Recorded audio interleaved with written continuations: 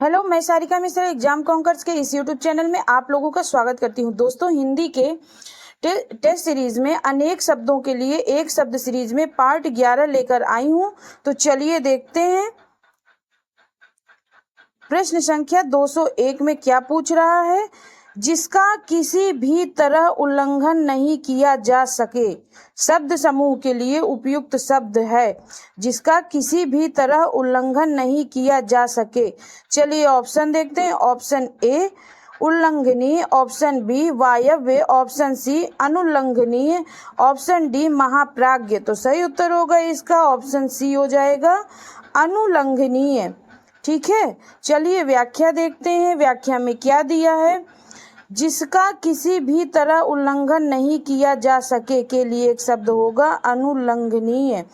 जिसका किसी भी तरह उल्लंघन किया जा सके उसके लिए एक शब्द क्या होगा, उल्लंघनीय। तथा पश्चिम और उत्तर के मध्यस्थ कोण के लिए एक शब्द होगा वायव्य। जो बहुत बड़ा विद्वान हो उसे एक शब्द में क्या कहेंगे, महाप्राज्य। चलिए आगे देखते हैं। नेक्स्ट प्रश्न, 100 वर्षों का समूह। 100 वर्षों का समूह वाक्य के लिए सही विकल्प का चयन कीजिए। ऑप्शन ए शताब्दी, ऑप्शन बी दशक, ऑप्शन सी सहस्त्र, ऑप्शन डी कोटि। तो सही उत्तर हो जाएगा ऑप्शन ए शताब्दी होगा। 100 वर्षों के समूह को क्या कहते हैं, शताब्दी। 10 वर्षों का समूह दशक कहलाता है। 1000 संबंधी वाक्य के लिए क्या होगा, सहस्त्र। नेक्स्ट देखते हैं। नेक्स्ट प्रश्न क्या पूछ रहा है। प्रश्न संख्या 203 में पूछ रहा है वैष्णव शब्द के लिए एक वाक्य है। ऑप्शन ए विष्णु का उपासक, ऑप्शन बी शिव का उपासक, ऑप्शन सी सूर्य का उपासक, ऑप्शन डी शक्ति का उपासक। तो सही उत्तर हो जाएगा ऑप्शन ए विष्णु का उपासक वैष्णव कहलाता है। देखिए व्याख्या देखते हैं। देखिए शिव का उपासक क्या कहलाएगा, शैव कहलाता है। सूर्य का उपासक सूर्योपासक कहलाता है। शक्ति का उपासक शाक्त कहलाता है। और वैष्णव के उपासक को क्या कहते हैं, वैष्णव कहते हैं। ठीक है, चलिए नेक्स्ट देखते हैं। अगला प्रश्न, गोद लिया हुआ के लिए एक सही शब्द क्या होगा। ऑप्शन ए स्वयंभू, ऑप्शन बी दत्तक, ऑप्शन सी सहोदर, ऑप्शन डी औरस। तो सही उत्तर हो जाएगा ऑप्शन बी दत्तक होगा। गोद लिया हुआ के लिए एक शब्द होगा दत्तक। अब इसकी व्याख्या देखते हैं। देखिए गोद लिया हुआ के लिए क्या है, दत्तक है। स्वयं से उत्पन्न होने वाले को क्या कहेंगे, स्वयंभू कहते हैं। एक ही उदर से उत्पन्न होने वाला सहोदर कहलाता है।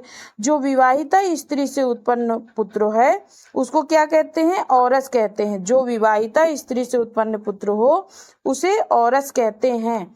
नेक्स्ट देखते हैं अगले प्रश्न में। जो स्त्री कविता रचती है उसे क्या कहेंगे। ऑप्शन ए कवि, ऑप्शन बी कवयित्री, ऑप्शन सी आंसू कवि, ऑप्शन डी लेखिका। तो सही उत्तर हो जाएगा ऑप्शन बी कवयित्री। क्या होगा, ऑप्शन बी कवयित्री होगा। अब चलिए व्याख्या देखते हैं।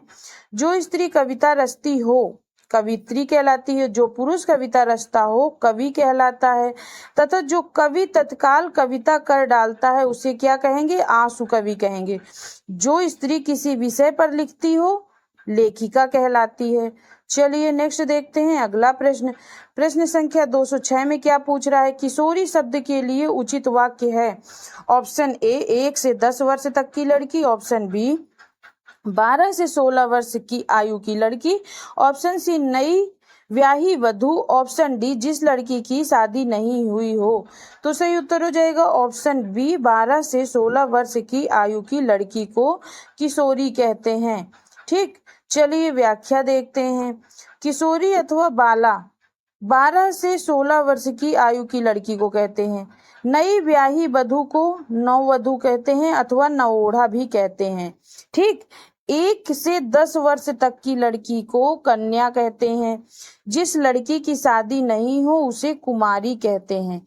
ठीक, चलिए आगे देखते हैं। प्रश्न संख्या 207, जो धरती फोड़कर जन्मता हो के लिए एक शब्द क्या होगा। ऑप्शन ए द्विज, ऑप्शन बी उद्भिज, ऑप्शन सी स्वयंभू, ऑप्शन डी भूधर। तो इसका सही उत्तर क्या हो जाएगा। देखिए जो धरती फोड़कर जन्मता है उसको एक शब्द कहेंगे ऑप्शन बी उद्भिज।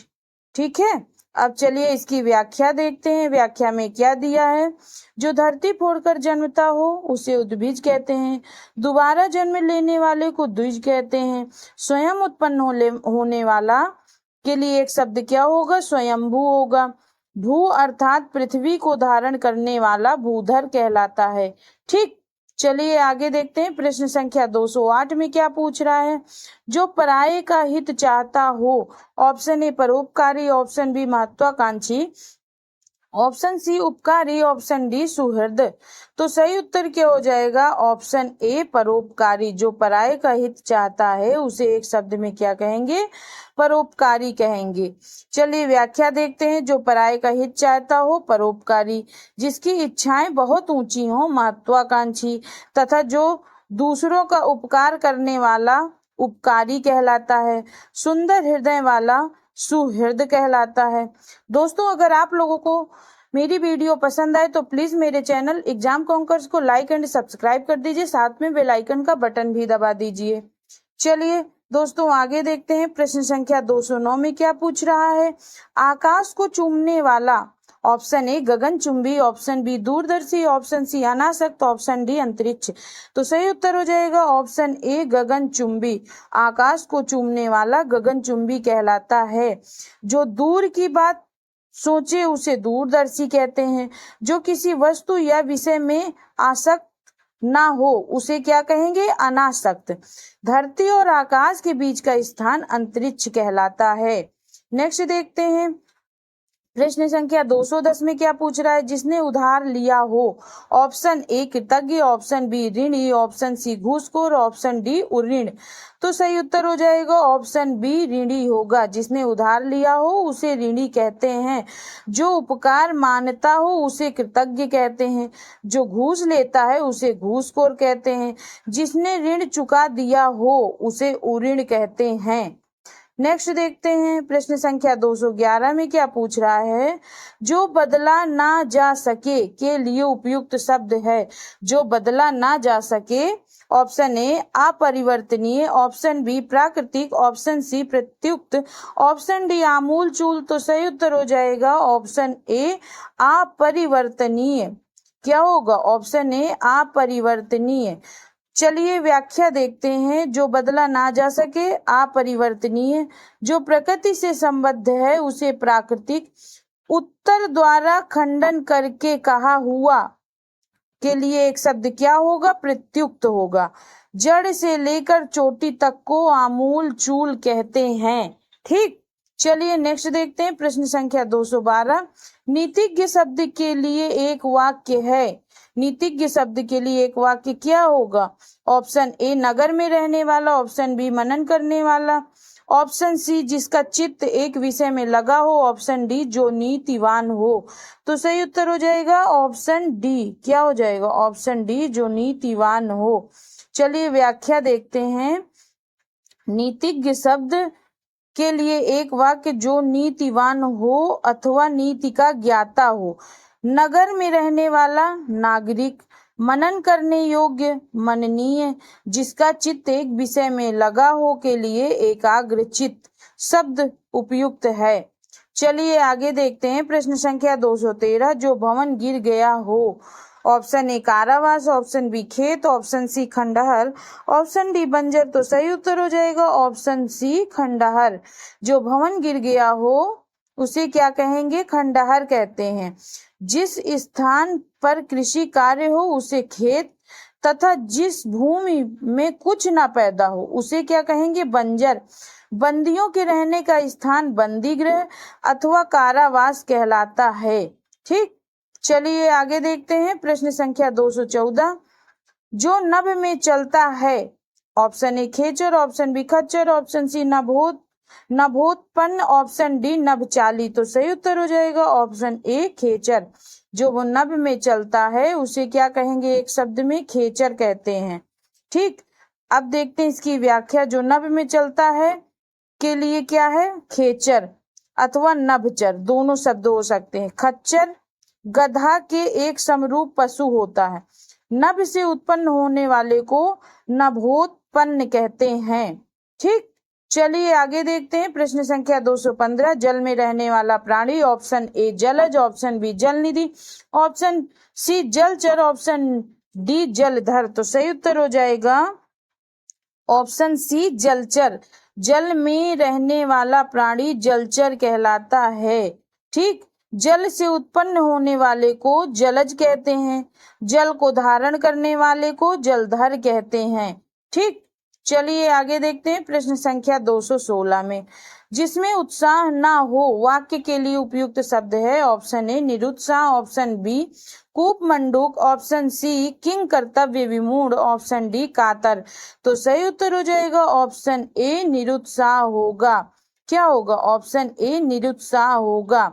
ठीक, अब व्याख्या में देखते हैं। जिसमें उत्साह ना हो वाक्य के लिए उपयुक्त शब्द होगा निरुत्साह। जिसे बाहरी जगत का ज्ञान ना हो कूप मंडूक। जिसे यह ना सूझे कि क्या करे क्या ना करे उसे किंग कर्तव्य विमूढ़। तथा जो भय से घबराया हो कातर कहते हैं। ठीक, चलिए आगे देखते हैं। प्रश्न संख्या 217 में पूछ रहा है खलवाट शब्द किस वाक्य के लिए उपयुक्त है। ऑप्शन ए स्त्री जिसका पति दूसरा विवाह कर ले, ऑप्शन बी पुत्री का पुत्र, ऑप्शन सी शिला पर खुदा लेख, ऑप्शन डी जिसके सर पर बाल ना हो। तो सही उत्तर हो जाएगा ऑप्शन डी जिसके सर पर बाल ना हो खलवाट कहते हैं। व्याख्या देखते हैं। खलवाट शब्द जिसके सर पर बाल ना हो, ठीक, वह स्त्री जिसका पति दूसरा विवाह कर ले उसे अध्यूढ़ा कहते हैं। तथा पुत्री दौहित्र कहलाती है। देखिए, वह स्त्री जिसका पति दूसरा विवाह कर ले उसे अध्यूढ़ा कहते हैं। ठीक, क्या कहते हैं? अध्यूढ़ा। तथा पुत्री को क्या कहेंगे? दौहित्र। ठीक, शिला पर खुदा हुआ लेख शिलालेख कहलाता है। ठीक, चलिए आगे देखते हैं प्रश्न संख्या 218। कष्ट सहकर होने वाला कार्य के लिए एक शब्द क्या होगा। ऑप्शन ए अभेद्य, ऑप्शन बी दुष्कर, ऑप्शन सी श्रमजीवी, ऑप्शन डी दुर्गम। तो सही उत्तर हो जाएगा ऑप्शन बी दुष्कर होगा। क्या होगा? दुष्कर होगा। कष्ट सहकर होने वाला कार्य वाक्य के लिए एक शब्द क्या होगा? दुष्कर। जो भेदा या तोड़ा ना जा सके उसे अभेद्य। तथा श्रम करके जीने वाला श्रमजीवी कहलाता है। जहां जाना कठिन हो उसे दुर्गम कहते हैं। ठीक, चलिए प्रश्न संख्या 219 देखते हैं। जिसका स्वर्गवास हो गया हो। ऑप्शन ए मृत्यु, ऑप्शन बी मृत्युंजय, ऑप्शन सी दिवंगत, ऑप्शन डी मरणासन। तो सही उत्तर हो जाएगा ऑप्शन सी दिवंगत। जिसका स्वर्गवास हो गया हो उसे क्या कहेंगे एक शब्द में? दिवंगत। ठीक, शरीर से प्राण निकलना मृत्यु। तथा जिसने मृत्यु को जीत लिया हो वह मृत्युंजय कहलाता है। जो मृत्यु के समीप हो उसे मरणासन्न कहते हैं। ठीक, चलिए आगे देखते हैं प्रश्न संख्या 220। नभचर शब्द के लिए एक वाक्य है। ऑप्शन ए रात्रि में विचरण करने वाला, ऑप्शन बी आकाश में विचरण करने वाला, ऑप्शन सी 6 पैरों वाला, ऑप्शन डी बुरा आचरण करने वाला। तो सही उत्तर क्या होगा? ऑप्शन बी आकाश में विचरण करने वाला नभचर कहलाता है। ठीक, चलिए व्याख्या देखते हैं। नभचर शब्द के लिए एक वाक्य है। आकाश में विचरण करने वाला, रात्रि में विचरण करने वाला निशाचर अथवा रात्रिचर कहलाता है। 6 पैरों वाले को खटपद तथा बुरा आचरण करने वाला कदाचारी अथवा दुराचारी कहलाता है। ठीक दोस्तों, अगर आप लोगों को इन प्रश्नों की PDF लेनी है तो वो हमारे टेलीग्राम चैनल पर उपलब्ध है। टेलीग्राम चैनल का लिंक हमने डिस्क्रिप्शन बॉक्स में दे दिया है। साथ में चैनल को लाइक एंड सब्सक्राइब कर दीजिए और बेल आइकन का बटन भी दबा दीजिए। धन्यवाद।